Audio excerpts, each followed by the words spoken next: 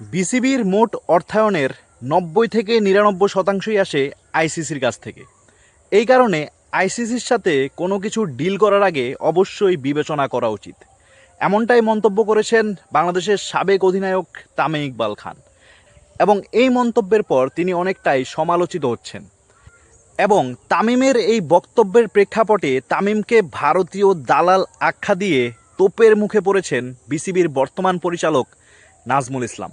দেখেন, তামিম মূলত কথাটি বলেছেন বর্তমান বিসিবি, বিসিসিআই এবং আইসিসির মধ্যে যে অস্থিরতাটা দেখা দিচ্ছে এই প্রেক্ষাপটে।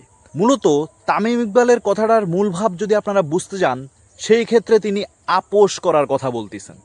যেহেতু আমরা ৯০ থেকে ৯৯% অর্থায়নটা পাই আইসিসি থেকে, সেই ক্ষেত্রে আইসিসির অন্যায়ের বিরুদ্ধে তিনি কিছুটা আসলে আপোষ করারই একটা ইঙ্গিত দিলেন, যার কারণে তার উপর ক্ষিপ্ত হয়েছেন সাধারণ বাংলাদেশি দর্শকরা।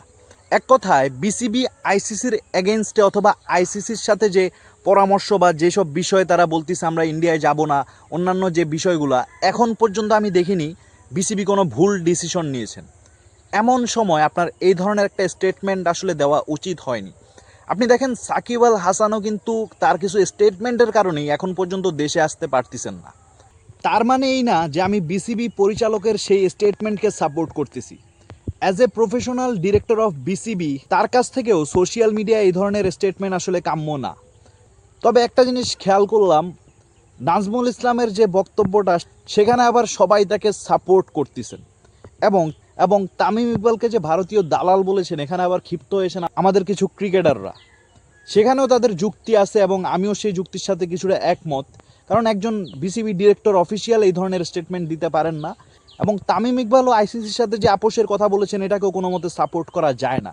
এটা এক প্রকার অন্যায়কে প্রশ্রয় দেওয়ার একটা কথা বলেছেন। ঠিক আছে, আইসিসি আপনাকে ৯০ থেকে ৯৯% অর্থায়ন দেয়, তার মানে কি আপনি কি আইসিসির গোলামি করবেন?